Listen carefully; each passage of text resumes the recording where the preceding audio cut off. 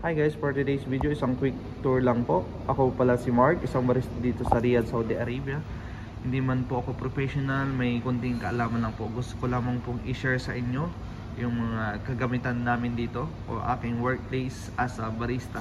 So, para may mga idea po kayo kung ano po yung mga ginagamit po namin. Bilang beginner po ay dapat nyo po malaman kung ano po yung mga tools or mga kagamitan na ginagamit ng isang barista. Mga simple equipments lang po.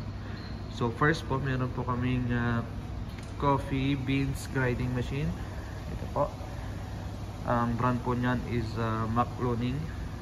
Then meron po kaming POQ version 2. Auto tamper po. Yan.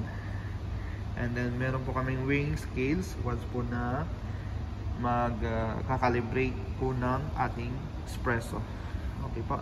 And meron po kaming coffee machine with the two groups. Ang brand po dito is La Marzocco Estrada with the two groups. Yan. So may steamer and kabilaan left and right. And meron po kaming two groups for espresso extraction. So bakit two groups? Kasi yung store po namin is hindi naman po malakas yung coffee. So nasa average range lang po. Pero sa mga ibang coffee shop, mga malakasan, requires po sa kanila yung mga 2 machine or 3 groups. Yung tatlo pong head po na yan. So yan. And then meron din po kaming washer. So yun, yung pinaka-important do para mabilisan maghugas. Yun lamang guys. And sa mga tutorial about sa La Marzocco, please follow me guys.